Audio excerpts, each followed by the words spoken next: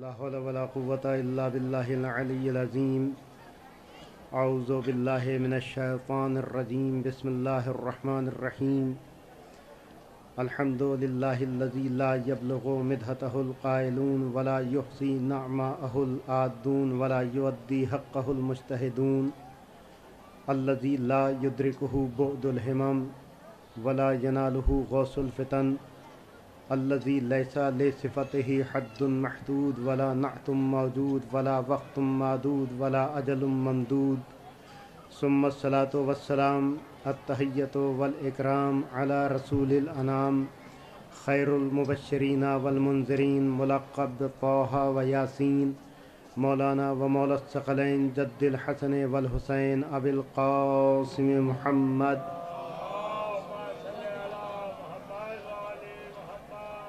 وآلہ الطیبین الطاہرین المعصومین المظلومین المنتخبین الذین اذهب اللہ عنہم الرجس وطہرہم تطہیرا.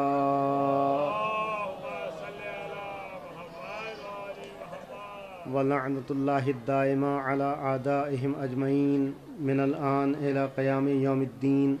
اما بعد فقد قال اللہ تبارک و تعالی فی محکم کتابہ الحکیم وہو اصدق الصادقین. بسم اللہ الرحمن الرحیم. ان اللہ اصطفاک وطہرک واصطفاک علی نساء العالمین. صلوات پر محمد.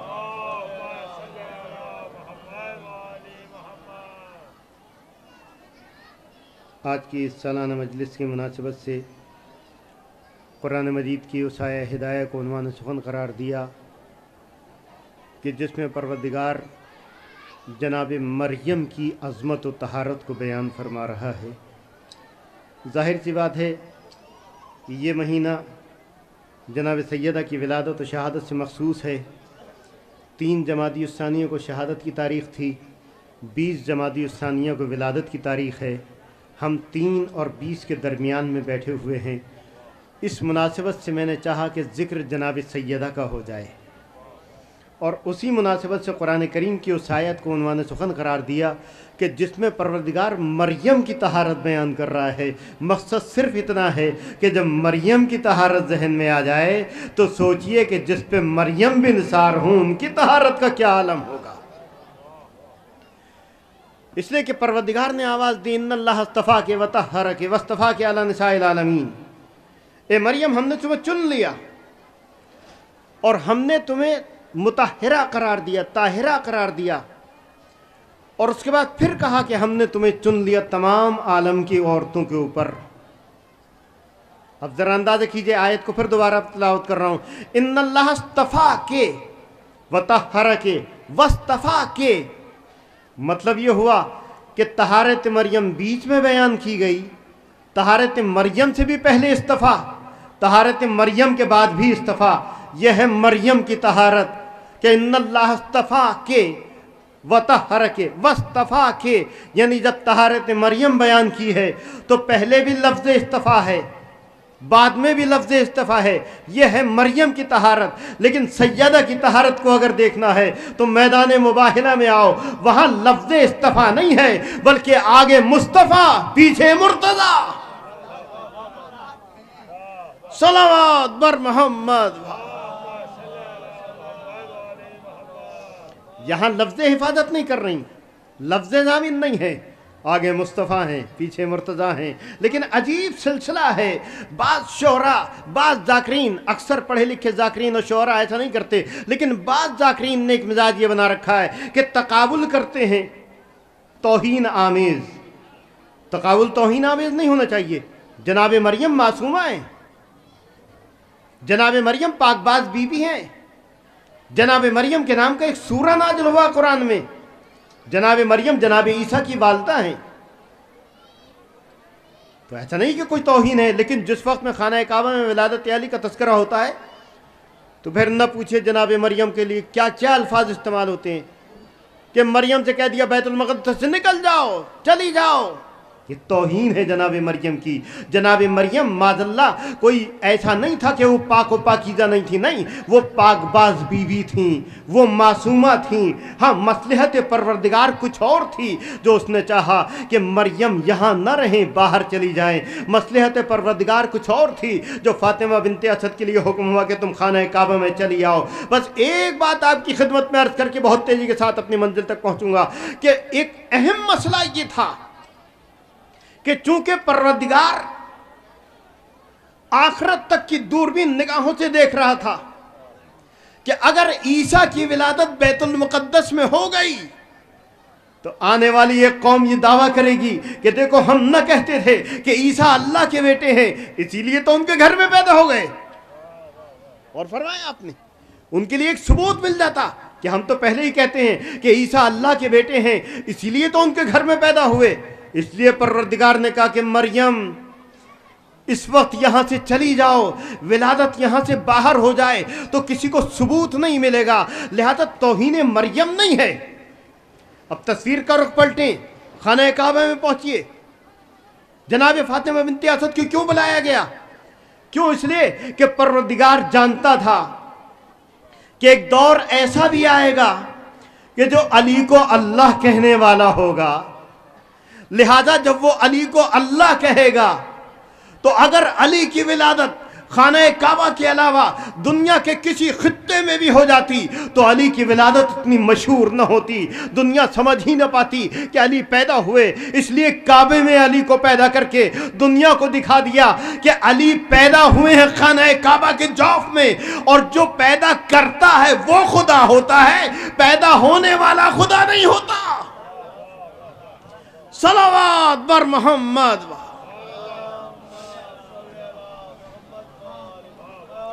معاذ اللہ اس میں توہین نہیں ہے جناب عیسیٰ کی، معاذ اللہ اس میں توہین نہیں ہے جناب مریم کی. نہیں، جناب مریم پاک و پاکیزہ ہیں، پاک باز بیوی ہیں.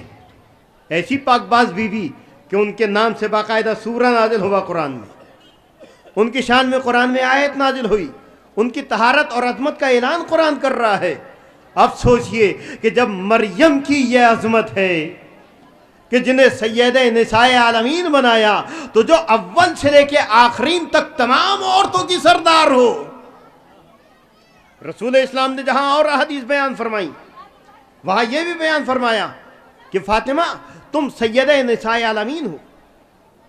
آپ نے برجستہ سوال کیا کہ بابا اگر میں سید نساء عالمین ہوں تو مریم کیا ہے؟ جواب دیا، بیٹی مریم صرف اپنے زمانے کی عورتوں کی سردار تھیں، تم اول سے لے کے قیامت تک ہر عورت کی سردار. کتنا بڑا درجہ، تم اولین سے آخرین تک تمام عورتوں کی سردار. اب اندازہ کیجئے کہ جناب فاطمہ زہرا کہ جو اولین و آخرین تمام عورتوں کی سردار ہوں، ان کے لیے رسول اسلام کا کیا شیوا رہا. کتنی احادیث بیان فرمائی نبی نے. فاطمہ تو بضعۃ منی، فاطمہ تو ام ابیہا، فاطمہ سیدہ نساء عالمین ہے. یہ احادیث بیان فرما رہے ہیں نبی. کیوں؟ تاکہ دنیا ان کی عظمت کو پہچانے، تاکہ دنیا ان کی معرفت کو حاصل کرے. اور قسم خدا کی جناب فاطمہ زہرا کے لیے اتنی احادیث ہیں، اتنی احادیث ہیں کہ پھر جملہ کہنا پڑتا ہے کہ نبی رحمت کہ جو عالمین کے لیے رحمت بن کر آئے تھے، آج ایک معمولی سے باپ کا کردار یہ ہوتا ہے کہ اگر اس کی 4 بیٹیاں ہوں تو برابر برابر چاروں سے محبت کیا کرتا ہے. یہ اور بات ہے کہ کسی سے تھوڑی سی زیادہ ہے تو کسی سے تھوڑی سی کم ہے، لیکن ایسا نہیں دیکھا گیا ہے کہ ایک بیٹی سے تو بے انتہا محبت ہو رہی ہے، باقی بیٹیوں سے کوئی محبت نہیں ہے. اب میں سوال کروں گا کہ اگر نبی رحمت کی کچھ اور بیٹیاں تھیں تو ایک بیٹی کے لیے اتنی حدیثیں بیان کی اور کسی بیٹی کے لیے ایک حدیث کیوں نہ بیان کی؟ اور بھی تو بیٹیاں تھیں، لیکن نہیں، تمام احادیث جناب فاطمہ زہرا کی. اگر کوئی اور بیٹی ہوتی تو رحمت للعالمین ان کے لیے بھی احادیث بیان کرتے. اب ایک حدیث کے ذیل میں دیکھیے، ایک عورت کی 3 پہلو، بیٹی ہوتی ہے، زوجہ ہوتی ہے، ماں ہوتی ہے. اب अहादीस को देखते चले जाइए। नबी ने फरमाया कि हर बेटी अपने बाप के लिए रहमत है। कितनी बड़ी हदीस है, तसव्वुर कीजिएगा, हर बेटी अपने बाप के लिए रहमत। लेकिन एक जुमला कहे बगैर अपनी बात को आगे नहीं बढ़ाऊंगा कि बेटी बाप के लिए रहमत है, हर बेटी बाप के लिए रहमत है, मानता हूं, लेकिन सिर्फ वही बेटी बाप के लिए रहमत है कि जो सीरत फातिमा ज़हरा पे चलने वाली हो। अगर वो फातिमा की सीरत पे चलती होगी तो बाप के लिए रहमत है, वरना बाप के लिए जहमत तो हो सकती है, रहमत नहीं हो सकती। सलावत पर मोहम्मद।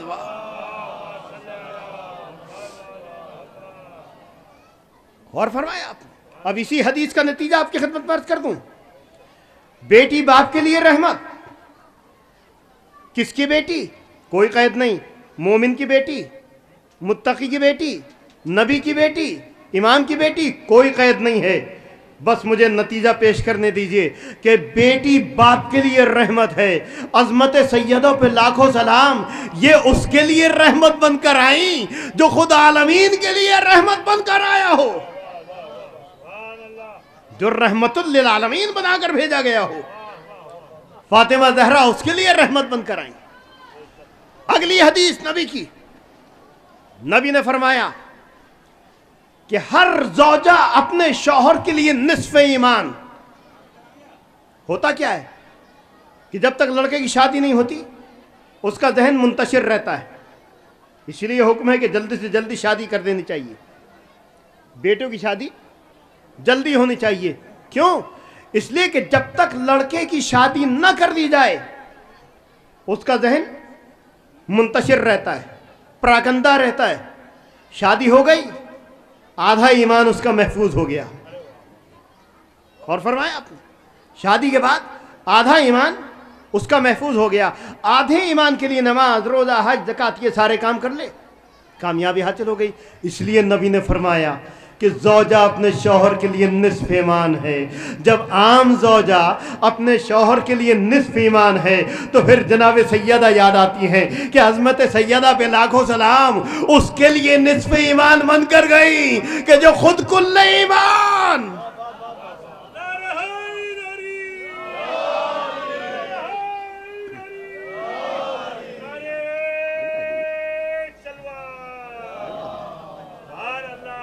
और फरमाया उसके लिए निस्फ़ ईमान बनकर गई जो खुद कुल्ले ईमान। अब औरत की तीसरी मंजिल मां बनती है। मां का दर्जा क्या है? हदीस ने आगे बढ़कर बताया कि मां के पैर तले है जन्नत, मां के कदमों में औलाद की जन्नत हुआ करती है। ये आम माएँ हैं कि जिनके पैरों में उनकी औलाद की जन्नत होती है। अज़मत सैयदा पे लाखों सलाम, उनके कदमों में उनकी जन्नत है। उन बेटों की जन्नत उनके कदमों में है कि जो खुद जवानाने जन्नत के सरदार। कितनी बड़ी मंजिल होगी। एक सलावत भेजे पर मोहम्मद वाले।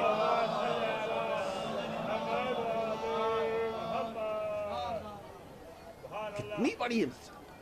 और अगर ये बात कहूं तो शायद गलत ना होगी कि अगर मौलाए कायनात न होते तो परवरदिगार की एक सिफत जनाब फातिमा ज़हरा को भी मिल जाती।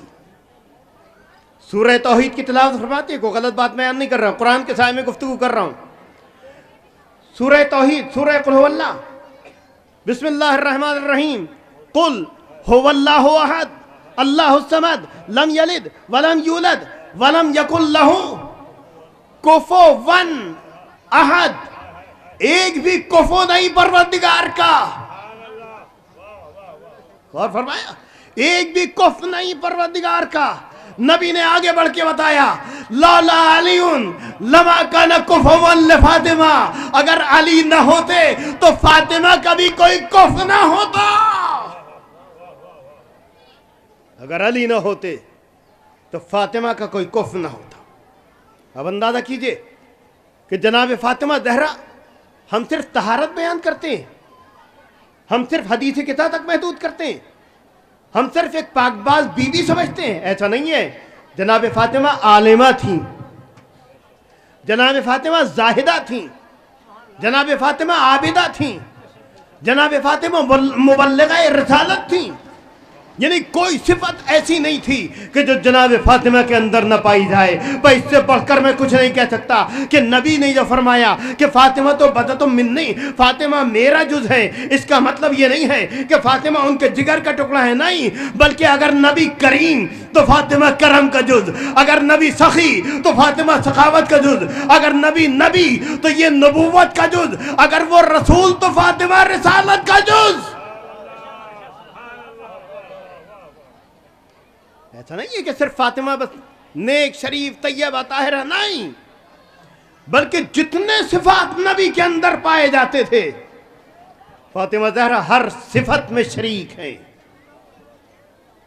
इल्म जनाब, और शायद इस जुमले के लिए मेरा एक जुमला काफी होगा कि अगर फातिमा ज़हरा का इल्म समझना है तो बस इतना समझ लीजिए कि जिसकी बेटी ज़ैनब का लक़ब आलिम गैर मुअल्लिमा हो, आखिर उसकी मां का इल्म किस मंजिल पर होगा?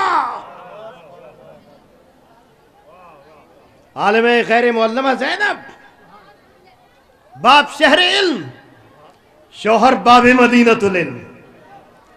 तो इल्म बुलंदी कमाल पर, इसी अंदाज से हर फजीलत आपके अंदर बदरजाए अतम मौजूद। और इसीलिए मौलाए कायनात की हदीस है।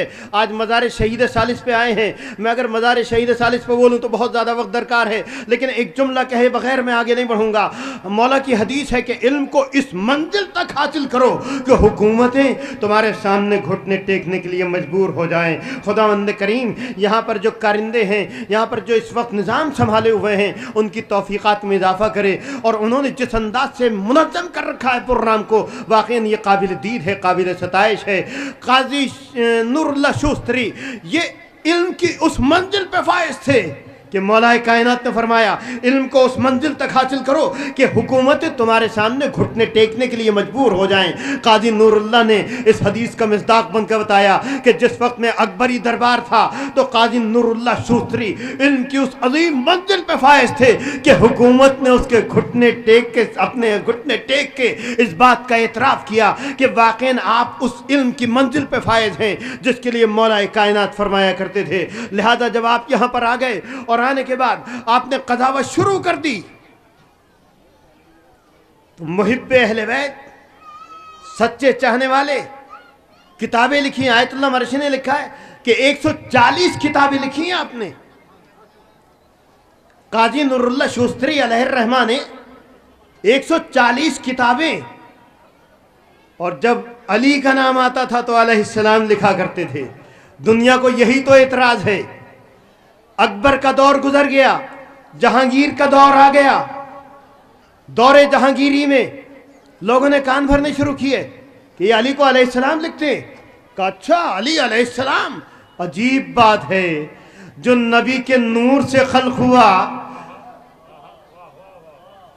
उसको अगर अलैहिस्सलाम लिखा जाए तो ताज्जुब है। जो नबी के पसीने से खल्क हुआ उसे सब अलैहिस्सलाम लिखते हैं। लेकिन मुझे कोई इतराज़ नहीं है, मैं इस हकीकत को बयान करता हुआ चलूं कि ताज्जुब तो यह है कि हमारे ऊपर इल्ज़ाम है कि आप अली को तमाम असहाब से बाला समझते हैं। भाई दुनिया वालों, हम इसमें हमारा कसूर नहीं है। हम अली को न कल समझते थे न आज समझते थे। ये सिर्फ हम नहीं समझते हैं बल्कि सभी समझते हैं।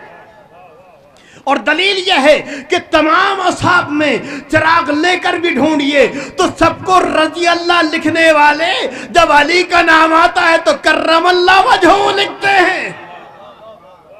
तो ये तो खुद इस बात की दलील है,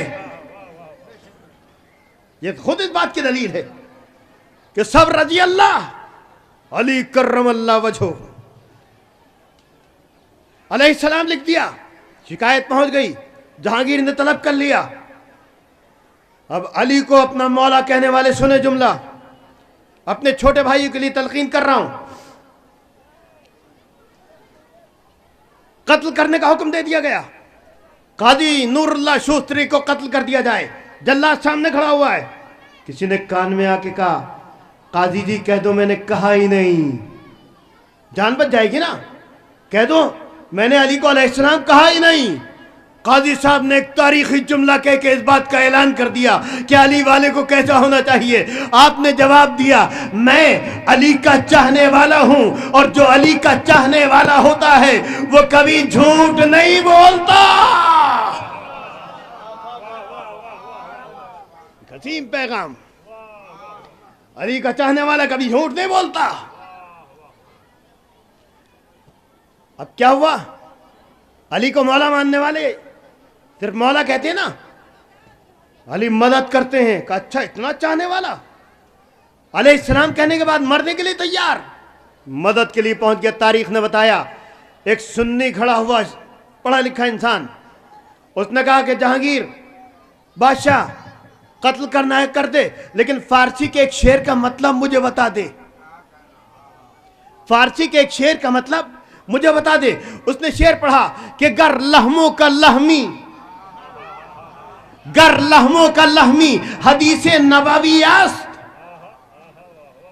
گر لہموں کا لہمی حدیث نبوی است, پس بے صلی علی نام علی بے ادبی است. اس کا مطلب یہ ہوا کہ اگر لحموں کا لحمی یہ نبی کی حدیث ہے کہ نبی نے فرمایا تھا یا علی لحموں کا لحمی و دموں کا دمی, اے علی تمہارا خون میرا خون ہے, تمہارا گوشت میرا گوشت ہے, تو پھر اس کا مطلب یہ ہوا جب علی کا گوشت نبی کا گوشت ہے تو نبی کو تو صلی علی کہا جائے اور علی کو علیہ السلام نہ کہا جائے تو یہ بہت بے ادبی ہے. اس کا مطلب یہ ہوا کہ جیسے نبی صلی علی ایسے ہی علی علیہ السلام. صلوات بر محمد.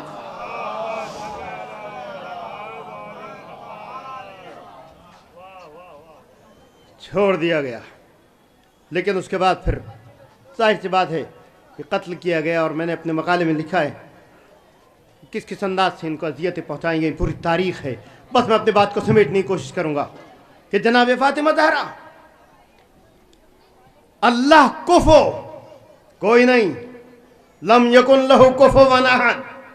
اسی طرح سے جناب فاطمہ زہرا کے لیے نبی نے فرمایا اگر علی نہ ہوتے تو کوئی کفو نہ ہوتا, اگر علی نہ ہوتے تو فاطمہ کا کوئی کفو نہ ہوتا. آج کل ایک ہنگامہ چل رہا ہے, بعض شہروں میں گیا تو وہاں پر بھی مجھ سے پوچھا گیا, واٹس ایپ کے ذریعے بھی فیس بک کے ذریعے بھی, عقد ام کلثوم اس کے اوپر بہت سی کتابیں بھی آ چکی ہیں, لیکن ہمارا جوان طبقہ آج بھی بہت زیادہ الجھا ہوا ہے. میں ایک بات آپ کی خدمت میں عرض کر کے اپنی بات کو ختم کرنے کی کوشش کروں گا کہ نبی کی کتنی بڑی حدیث کہ اگر علی نہ ہوتے تو فاطمہ کا کوئی شوہر نہ ہوتا, کوئی کف نہ ہوتا, ہم پلہ نہ ہوتا. تاریخ بتاتی ہے کہ نبی تشریف فرما ہے, ایک صاحب کے سر میں کھجلی ہوئی, پہنچے جناب فاطمہ کی خواستگاری کے لیے. دیکھیں صاحبان اولاد کا مجمع ہے, جن کے یہاں بیٹیاں ہیں وہ جانتے ہیں, مجھ سے بہتر جانتے ہیں, میرے یہاں کوئی بیٹی نہیں ہے. کیا ہوتا ہے پہلے سے معلوم ہو جاتا کہ ہمارے یہاں پیغام آنے والے ہیں بیٹی کے.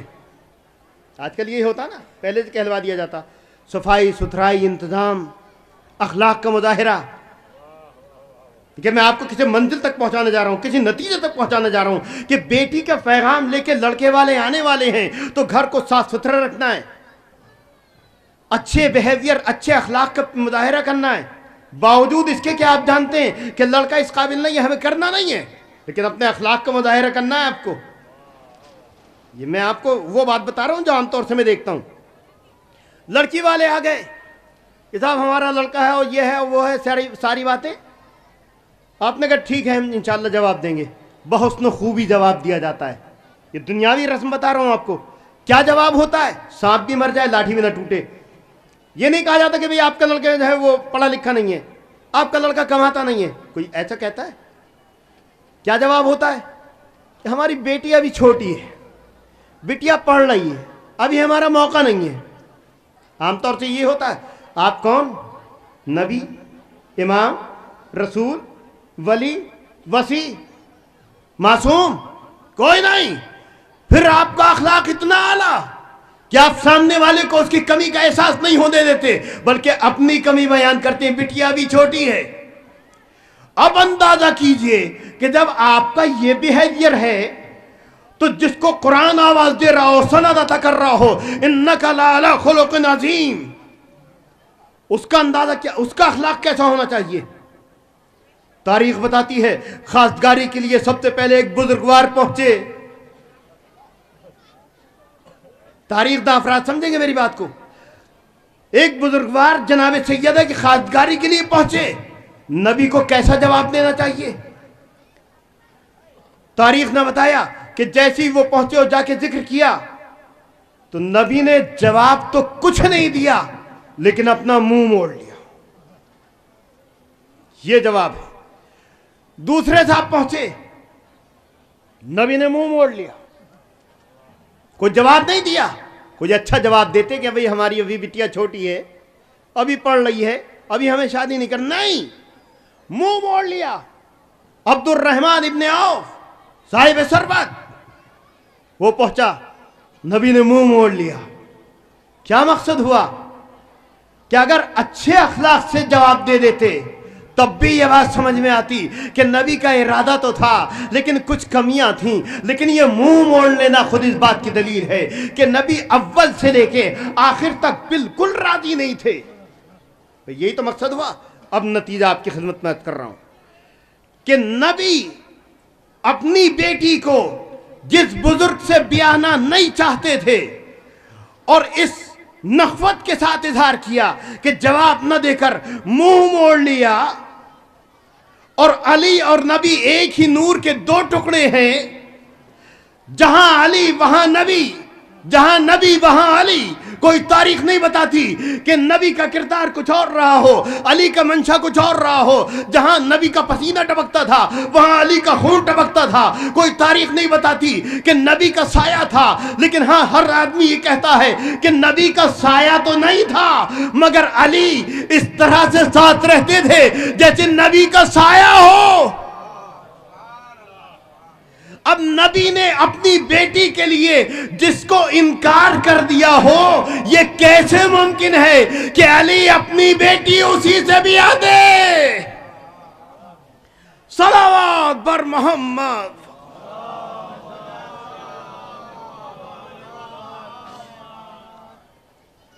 اندازہ کیا آپ نے کتنا بڑا المیہ کہ وہ نبی کہ جس نے اس انداز سے منہ موڑ لیا ہو، جس کی منشا نہ ہو، کیسے ممکن ہے کہ پھر مولا کائنات ان حالات کے بعد اپنی بیٹی ان افراد سے بیاہ دیتے؟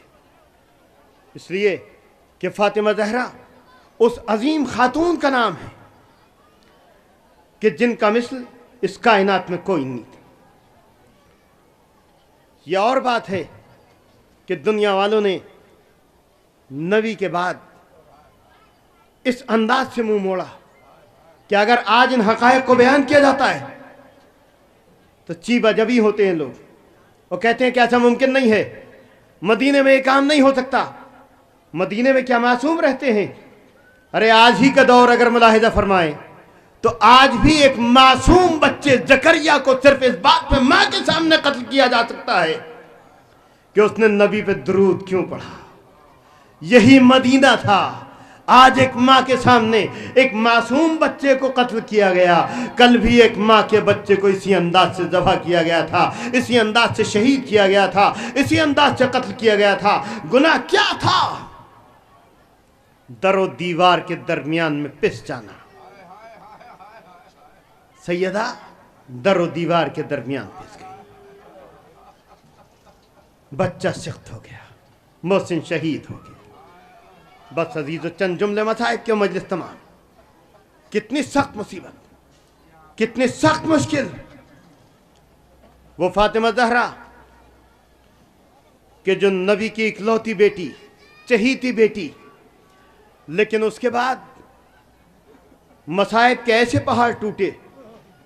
کیا آپ نوحہ پڑھا کرتی تھی جس کا مشہور شعر ہے سبت علیہ مصائب لو انہا سبت علی الایام سرنا لیالیا. بابا آپ کے بعد مجھ پر وہ مصائب ٹوٹے کہ اگر روز روشن پہ پڑھتے تو مثل رات کے تاریک ہو جاتے.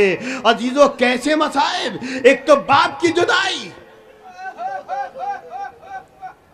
اور اس کے بعد امیر المومنین کے مصائب.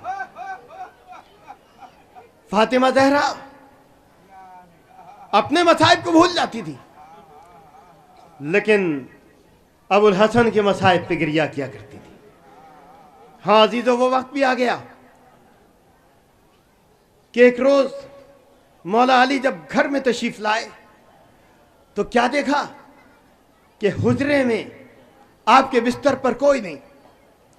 گھبرا گئے، صحن خانہ میں پہنچے، جا کر کیا دیکھتے ہیں کہ فاطمہ زہرا بیٹھی ہوئی بچوں کے کپڑے دھو رہی ہیں، فاطمہ زہرا بیٹھی ہوئی ہیں امام حسنین کو نہلانے کی آمادگی کر رہی ہیں۔ دیکھ کے گھبرا گئے، پریشان ہو گئے، آواز دی، بیوی آپ تو علیل ہیں، آپ کیوں زحمت فرما رہی ہیں؟ کہا ابو الحسن آج میں نے اپنے بابا کو خواب میں دیکھا ہے، انہوں نے آ کے کہا کہ بیٹی اب تمہاری تکلیفیں ختم ہو گئیں، میں چاہتی ہوں کہ آخری بار اپنے ہاتھوں سے اپنے بچوں کے کپڑے دھو دوں، آخری بار اپنے ہاتھوں سے اپنے بچوں کو نہلا دوں۔ عزیزو، آخری مرتبہ امام حسنین علیہ السلام اس انداز سے نہا رہے ہیں۔ ہاں عزیزو، مولا کائنات نے سن لیا، لیکن اس کے بعد ایک جملہ کہا کہ ابو الحسن میں کچھ وصیتیں کرنا چاہتی ہوں۔ اس کے دو جملہ آپ کی خدمت میں کروں گا، بس ساری وصیت بیان نہیں کروں گا، دو جملے وصیت کرتے ہیں آپ کی خدمت میں۔ کہا ابو الحسن میں وصیتیں کرنا چاہتی ہوں۔ پہلی وصیت تو یہ ہے کہ عرب کا دستور ہے کہ دوسری شادی کیا کرتے ہیں، لیکن تم نے میری وجہ سے دوسری شادی نہیں کی، میری وفات کے بعد دوسری شادی ضرور کر لینا، مگر اتنا یاد رکھنا کہ میرے بچے ابھی کم سن ہیں، ایک رات اپنی زوجہ کے ساتھ سونا تو ایک رات میرے بچوں کے ساتھ سونا، اور جب میرے بچوں کے ساتھ سونا تو حسین کے سرہانے پانی رکھنا نہ بھولنا، اس لیے کہ میرا حسین راتوں کو اٹھ اٹھ کے پانی پیا کرتا ہے، ایسا نہ ہو کہ کسی رات پانی رکھنا بھول جاؤ، میرا بچہ پیاسا رہے، میں آواز دوں گا شہزادی، ارے آپ کو ایک رات کی پیاس گوارا نہ ہوئی، ذرا کربلا میں آگے دیکھیے 3 دن کی بھوک و پیاس۔ جزاکم اللہ، جزاکم اللہ۔ آپ کی آواز گریہ بلند ہو گئی، خدا ان آوازوں پر رحمت نازل کرے۔ ہاں عزیزو، وصیتیں تمام ہو گئیں، مولا کائنات مسجد چلے گئے، گریہ شروع ہو چکا تھا، لیکن ہاں عزیزو، جس وقت میں امام حسنین گھر میں تشریف لائے، کیا دیکھتے ہیں کہ فضہ کھڑی ہوئی ہیں، اسما کھڑی ہوئی ہیں۔ آتے ہی کہا شہزادو دسترخوان چن دیا ہے، کھانا تناول کر لو۔ دونوں شہزادوں نے آواز دی، اے فضہ، اے اسما، کیا تم نے ہمیں ماں کے بغیر کبھی کھانا کھاتے ہوئے دیکھا؟ آنکھوں سے بے ساختہ اشک جاری ہو گئے۔ حسنین سمجھ گئے، سر سے امامہ اتارا، آواز دیے اسما، کیا ہماری اماں دنیا سے گزر گئیں؟ دوڑے ہوئے مسجد میں پہنچے، بابا اماں گزر گئیں، بابا آئے، تمام وصایا پہ عمل ہو گیا۔ رات کی وصیت تھی نا کہ رات کو مجھے غسل دینا، تم ہی مجھے غسل دینا، یا علی ہنتنی لیلا، اے علی تم ہی مجھے رات کو غسل دینا، تم ہی مجھے حنوط کرنا۔ عزیزو، تاریخوں نے نہ جانے کیا کیا وقعات لکھے، کیا کیا وجوہات لکھے کہ رات کی تاریکی میں غسل دینے کی وصیت کیوں تھی، لیکن ایک وقت وہ بھی آیا کہ جب علی جیسے صابر امام نے چیخ مار کے گریہ کیا، جب باہر تشریف لائے، سلمان نے آواز دی، مولا آپ تو بڑے صابر امام ہیں، آخر ایسی کون سی مصیبت گزر گئی جو چیخ مار کے گریہ کیا؟ کار فاطمہ کتنی صابرہ کہ پہلو شکستہ ہو گیا، لیکن اسی عالم میں دربار میں کھڑی رہی۔ شاید رات کی تاریکی میں غسل دینے کی وصیت اسی لیے کی ہو۔ جزاک اللہ۔ آخری جملہ مجلس تمام عزیزو، غسل تمام ہو گیا، کفن پہنا دیا گیا، ملاقات ہو گئی، سنتے رہتے ہیں بس آخری جملے، امام حسین مل چکے۔ آخری وصیت کیا ہے کہ رات کی تاریکی میں مجھے دفن کرنا، فلاں فلاں افراد میرے جنازے میں شریک نہ ہونے پائے۔ ہاں عزیزو، رات کی تاریکی چھا گئی، اصحاب کو واپس کر دیا گیا، لیکن جب رات کی تاریکی چھا گئی، مولا علی کے پاس اتنا بڑا اگر چاہنے والا مجمع ہوتا تو بنت رسول کا جنازہ کس شان سے اٹھتا، لیکن تاریخ نے بتایا بنت رسول اتنی مجبور۔